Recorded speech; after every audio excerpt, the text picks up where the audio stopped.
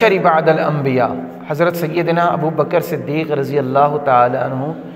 یہ وہ صحابی ہیں کہ جن کی صحابیت کی گواہی قرآن دیتا ہے، اور یہ وہ واحد صحابی ہیں کہ جن کے ایمان کے نہیں، جن کے صحابی کا انکار کرنے والا بھی کافر ہے۔ ایمان تو بڑی دور ہے نا، جس نے یہ عقیدہ رکھا نا کہ نعوذ باللہ کہ حضرت ابو بکر صدیق صحابی رسول نہیں تھے، وہ بندہ بھی دائرہ اسلام سے خارج ہے، کیونکہ قرآن کی کسی آیت کا انکار کرنا کفر ہے۔ اذ یقول لصاحبہ لا تحزن ان اللہ معنا، یہاں پر جو صاحب ہے نا، صاحب، یہاں سے مراد حضرت سیدنا ابو بکر صدیق رضی اللہ تعالیٰ عنہ، اور سیدنا ابو بکر صدیق رضی اللہ تعالیٰ عنہ کی ذات وہ پاک ذات ہے کہ جن کے بارے میں جناب رسول اللہ صلی اللہ علیہ وسلم نے ارشاد فرمایا کہ دنیا کے اندر جتنے لوگوں نے میرے اوپر احسانات کیے ہیں، میں نے ان سب کے احسانات کا بدلہ چکا دیا ہے، سوائے ابو بکر صدیق کے کہ اس کے احسانات کا بدلہ اللہ قیامت کے دن خود دے گا۔ اور ابو بکر صدیق رضی اللہ تعالیٰ عنہ وہ ہستی ہے کہ جن کو جناب رسول اللہ صلی اللہ علیہ وسلم نے اپنی زندگی کے اندر 17 مرتبہ مصلی کے اوپر کھڑا کیا، 17 مرتبہ مصلی رسول کے اوپر کھڑا کیا اپنی حیات کے اندر کہ تم جاؤ یہاں پر میری موجودگی کے اندر امامت کرواؤ۔ اور کئی مرتبہ اللہ کے نبی نے فرمایا ابو بکر فی الجنہ، ابو بکر تو جنت کے اندر ہے، ابو بکر تو جنت کے اندر ہے، ابو بکر میں تجھے جنت کی بشارت دیتا ہوں۔ اور حضور علیہ السلام نے فرمایا کہ اگر کوئی بندہ یہ چاہتا ہے کہ میں جنتی آدمی کو دیکھوں، زمین کے اوپر چلتا پھرتا ایسا آدمی دیکھوں، تو اس کو چاہیے کہ ابو بکر صدیق کو دیکھ لے۔ سیدنا ابو بکر صدیق رضی اللہ تعالیٰ عنہ اتنی شان والے ہونے کے باوجود کے بارے میں آتا ہے کہ جب کبھی تنہائی میں بیٹھتے تھے، ایک مرتبہ بیٹھے ہوئے ہیں، چڑیا کو دیکھ رہے ہیں، باغ کے اندر چڑیا بیٹھی ہوئی ہے، اس کو دیکھ رہے ہیں اور آنسو جاری ہیں اپنے آنکھوں مبارک سے، کہنے لگے کہ اے کاش ابو بکر تو ایک چڑیا ہوتا، ابو بکر تو ایک چڑیا ہوتا، کھاتا پیتا مر جاتا خاک ہو جاتا تو اس سے سوال تو نہ ہوتا، ابو بکر تو اللہ کے سامنے کیسے کھڑا ہوگا۔ ایک موقع پر فرمایا ابو بکر کاش تو ایک تنکا ہوتا، لوگ تجھے جلا دیتے، راکھ بن جاتا، اڑ جاتا، ختم ہو جاتا، تو اللہ کے سامنے کیسے کھڑا ہو کر اللہ کو جواب دے گا۔ یہ حضرات صحابہ اکرام کی یہ مزاج تھا کہ انہوں نے اپنے آپ کو کچھ نہیں سمجھا، اور جناب رسول اللہ نے فرمایا کہ جو اپنے آپ کو مٹا دیتا ہے اللہ اس کو بلند کر دیتا ہے۔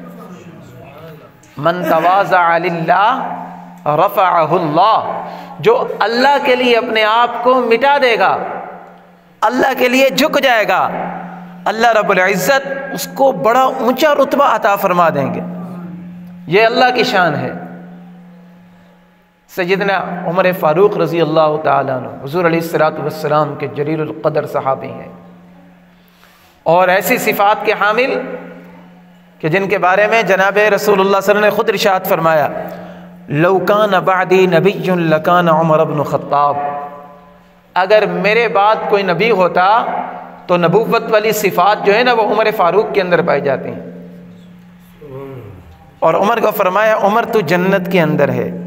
عمر جنت کے اندر میں تیرا محل خود دیکھ کر آیا ہوں۔ اور فرمایا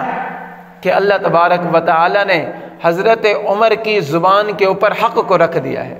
اور حدیث ہے جناب رسول اللہ صلی اللہ علیہ وسلم نے ارشاد فرمایا کہ جس گلی سے عمر چلتا ہے شیطان اس گلی کو چھوڑ کر چلا جاتا ہے۔ کئی مرتبہ بشارتیں دی، کئی مرتبہ فرمایا کہ عمر تو جنت کے اندر ہے، اور ان کی عاجزی کا کیا عالم ہے، آدھی دنیا کے اوپر اسلام کا پرچم لہرایا ہے،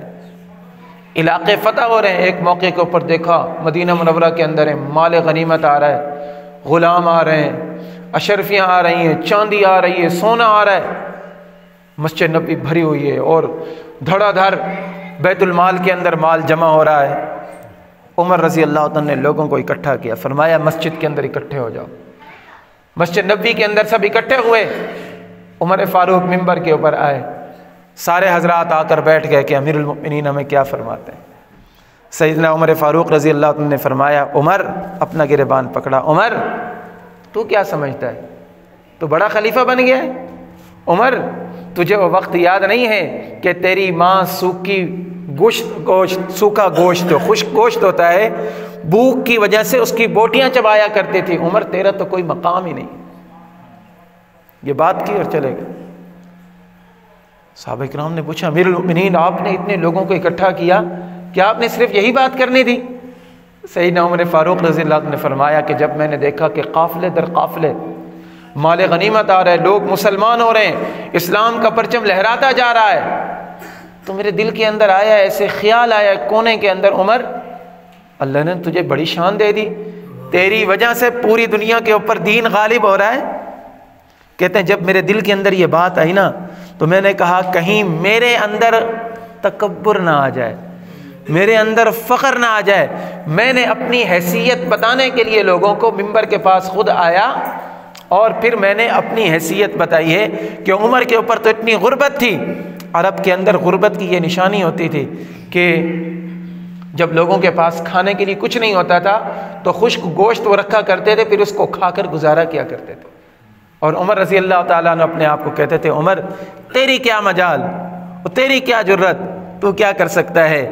تو وہ عمر ہے کہ جب تجھے اونٹ چرانے نہیں آتے تھے تیرا باپ تجھے مارتا بھی تھا اور کہتا تھا عمر تو کیا کرے گا، تجھے تو اونٹ بھی چرانے نہیں آتے،